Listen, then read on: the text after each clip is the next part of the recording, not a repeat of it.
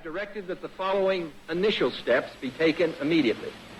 To halt this offensive buildup, a strict quarantine on all offensive military equipment under shipment to Cuba is being initiated. All ships of any kind bound for Cuba, from whatever nation or port, will, if found to contain cargoes of offensive weapons, be turned back. It shall be the policy of this nation to regard any nuclear missile launched from Cuba against any nation in the Western Hemisphere as an attack by the Soviet Union on the United States. It was the dark of night, but sealed in a windowless van, bumping along the back roads through the Everglades for 3 hours, the 10 men sweltered in the humid South Florida heat. The van stopped. The door flew open to reveal a fishing pier.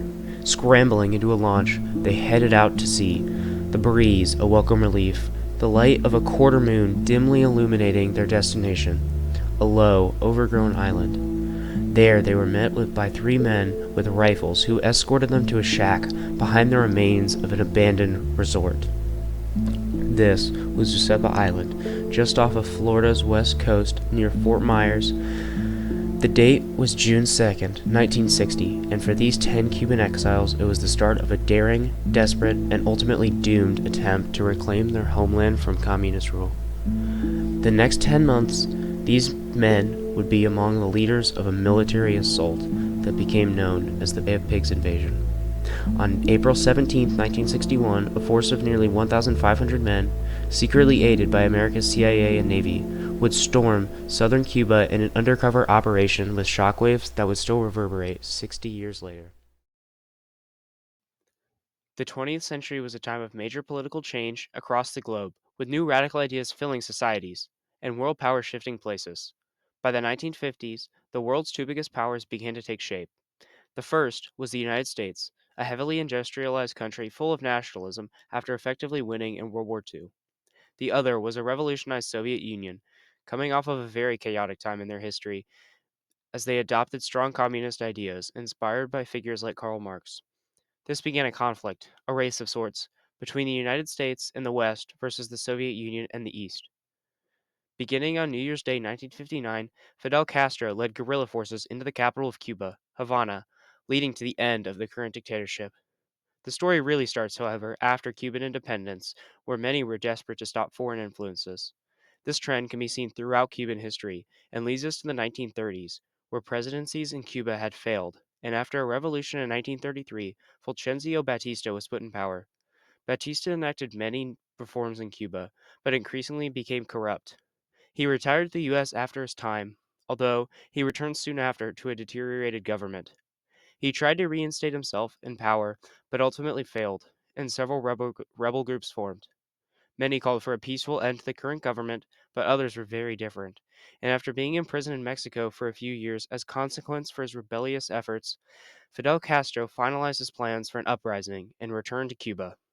He managed to topple the government in 1959, and although he wasn't the official leader yet, it was clear the government was under his control.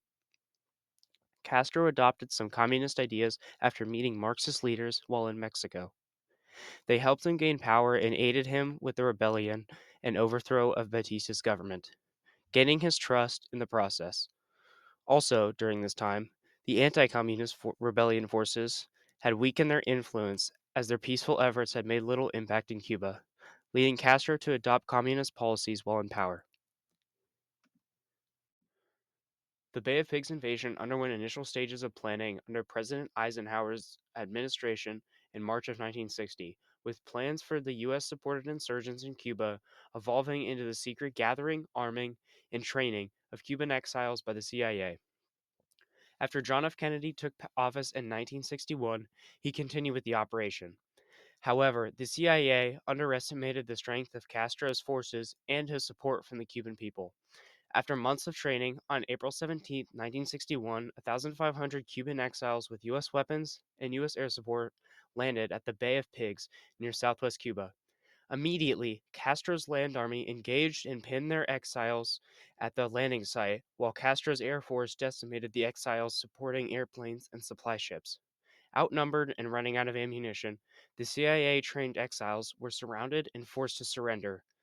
Of the 1,500 or so landing force of Cuban exiles, 114 were killed, 1,189 were captured and sent to prison. The rest were either similarly executed or fled to the Cuban countryside, never to be seen again. Aftermath of the Bay of Pigs invasion was embarrassing for the Kennedy administration. Widespread protests against U.S. foreign policy occurred, and U.S.-Cuban relations further soured. On the other hand, the Bay of Pigs invasion gave Castro an impetus to align Cuba closer to the Soviet Union, priming the world for the Cuban Missile Crisis. When Castro contacted the USSR for military aid, Nikita Khrushchev, premier of the Soviet Union, welcomed it. Afterwards, despite the warnings of his senior advisors, Khrushchev decided to place medium-range ballistic missiles in Cuba. Specifically, after the proposal was finalized in June 1962, 40 SS-4 ballistic missiles with ranges up to 1,600 miles were to be sent. The transfer of all this equipment and personnel was to be conducted in complete secrecy. Soviet weapons began arriving in Cuba by late July of 1962, with construction of bases and launch sites beginning in August.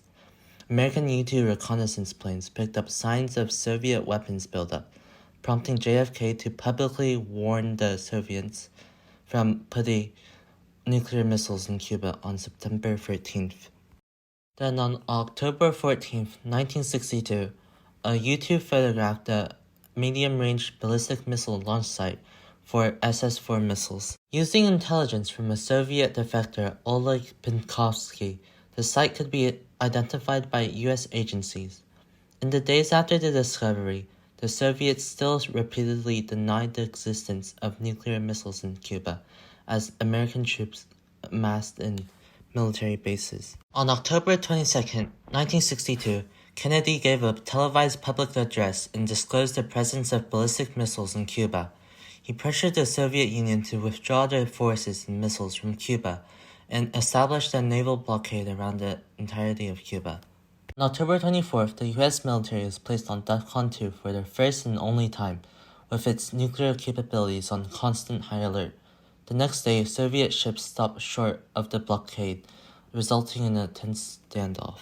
On October 26, Khrushchev offered to remove the missiles if the U.S. promised not to invade Cuba. October 27, Kennedy resists his advisor's proposal to strike against Cuban missile sites. A U-2 plane was shot over Cuba, killing pilot Rudolf Anderson. The same day, Vasily Arkhipov defied his crew members and decided not to authorize a nuclear attack against American ships, which would have almost certainly led to nuclear war. On October 28, the United States and the Soviet Union agreed on the withdrawal of missiles from Cuba in exchange for the withdrawal of U.S. nuclear missiles from Turkey and for the Americans not to invade Cuba, thus ending the Cuban Missile Crisis. Perspectives of the U.S., USSR, and Cuba of the Cuban Missile Crisis differ immensely in their ideology, attitude, and reasoning. Castro believed that the missiles could be used to end capitalism and American, quote, imperialistic aggressions. Castro also believed that the Soviet Union's removal of the missiles was a betrayal and that the Soviet Union only used Cuba as a pawn. The Soviet Union justified its decision to send nuclear missiles to defend Cuba from another U.S. invasion. They also believed that it was fair, as the U.S. also had missiles in other countries. To Kennedy, the primary geopolitical rival of the U.S. had placed offensive nuclear weapons in close proximity to the Cuban Missile Crisis brought about multiple long-term consequences. It contributed to Khrushchev's fall from power a few years later. The crisis induced the two superpowers to revise their policy of brinkmanship and disarmament to prevent similar crises. The crisis also eventually saw the ban on atmospheric nuclear bomb testing, as well as the Washington-Moscow hotline. The Pigs invasion was a misstep by the U.S. government that almost led to the entire world falling. The Cuban Missile Crisis was the closest instance where two superpowers nearly deliberately instigated thermonuclear war, only de-escalating at the end. The Cuban Missile Crisis was an international issue, leading to the institution of more safeguards and treaties against nuclear war. The invasion and the crisis provide examples relevant to the current day, where a relatively isolated event could lead to catastrophe for all.